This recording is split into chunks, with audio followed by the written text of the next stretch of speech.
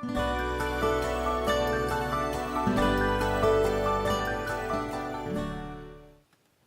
everyone, it is good to be with you on Read Through the Word. We are leaving Genesis and putting a little paper clip in the story of Joseph, or the story of God's people, and we're taking this little pause break for Job.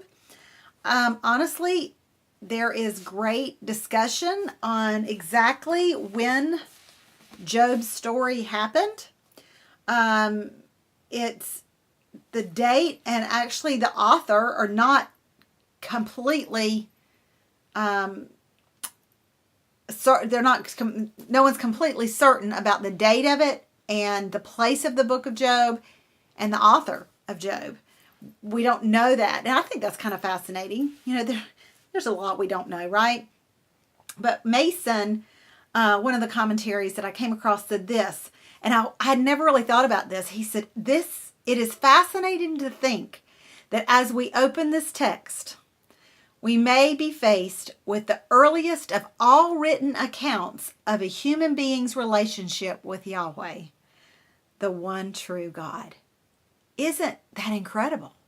We don't know for sure, but thinking about it, just, wow, that's amazing. I also feel like Job needs to come with a warning. It is an exhaustive book. If this is the first time you've ever read the Bible, hang in there. Genesis is easy to float through because we know a lot of the stories. We know a lot of the people, but Job we've heard of. Always got the patience of Job. That's one of those sayings that we probably all have said or have heard said before. He's got being tested like Job, or he's the Job of our group. We have a couple people that are in the Proverbs 31 family that feel like, oh my goodness, this is Job. This is a modern day Job. She's a modern day Job. So we understand that this is a book of suffering. And it comes out, the first day's reading, as you know, if you've already done your reading, is strong. A lot happens. It's not a story that plays out. I mean, it's right here, the beginning, and that climax. It climaxes really fast. The story climaxes really fast, and it's exhausting to read. I love God's word, and I will just be as honest as I know how to be, as I always am. This is not one of my favorite books of the Bible. I feel like I'm going in circles with his friends, and their conversations and their dialogues, and so I do struggle. Even after reading the Bible as many times as I've read it, I still struggle when I get to Job. And can we just move on to Exodus, please? But it's there for a reason. It's here for a reason. It's here for us to learn. So I say, Lord, here we go. Let's learn something new. And so today he did. He's so faithful. Something just popped out, and it's the word was. How to live a was life. How to live a was life. There once was a man named Job who lived in the land of Uz. This was a man who was. What is going to be said of you, of me, when we're gone? With Jesus, to be with Jesus. Is it going to be said of us that we were blameless, upright, feared God, and shunned evil? Or is it going to be said that she was completely dishonest, and she was immoral, and she was backstabbing, and you never could tell whose side whose side she was on, side team God or team world, or what is going to be said of us? And you know what, honestly, not even of the people that really know us and love us. I mean, they're going to say nice things about us because they know us and love us. I'm thinking about the people that we encounter, the people that we don't really know, but we share the same space with. Do you know what I mean? The person at the cashier at our grocery store that we see and we know her just because she checks out our groceries, or the teller at the bank.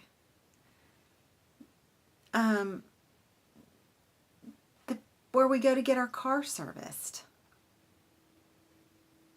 We go to the same place here, and we've been going to the same place for years. They rotate, that do our tires, and we get our tires there. They put them on, they balance them and rotate them. We go back there, and we don't really know them, but we know them. We share space with them. So what would be said of us? What would they say of us? What would my tire guy say of me when something comes about? She and her husband, their family, the Popes, they're the one that sent us here to start getting our tires done. He's tall, blonde, and she, oh yeah. Oh yeah, she was. What would they say about me? Oh.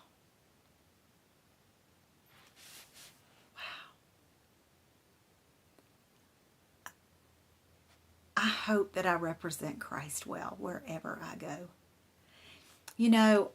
It's so easy to do what I do. I don't mean the administrative part and the technical part and the behind the scenes part, the part that y'all don't see, because that part is not easy for me. I'm not administrative and technologically savvy. I just got a new iPhone and I don't know how to do anything on it but answer calls and send text messages. That's not me. But it's easy to sit here and do this with you because you want to learn about Jesus. You want to study the Bible. This is easy. My son works on a construction site. And you know what the reputation is on a construction site. He's got a hard mission field. I have an easy mission field. And I know what they would say about him. So what would that person say about us? That one that we encounter, that we share space with. What will they say? We want to live a was life. We want to be able to say, somebody be able to say, you know what? She lived morally. I never saw her do anything or heard her do anything wrong or cross to anyone. She was honest and righteous, I believed everything that she said. She had so much integrity and character. And I liked being around her because she was positive. She was easy to be around. Would they even know that we had a relationship with the Lord? Do we live like we have a relationship with God? Job did.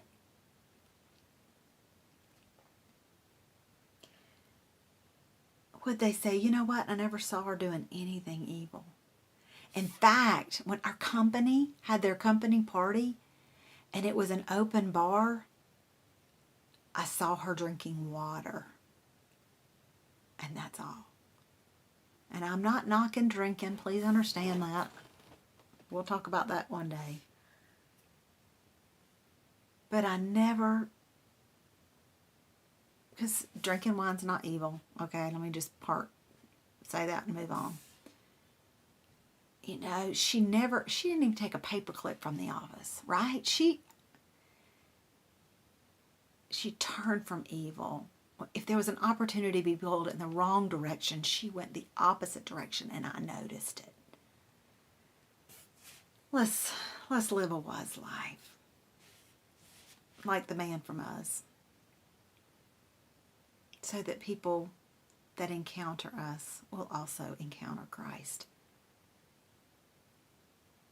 And I don't want to say all this. I don't want this said about me so they can brag about me.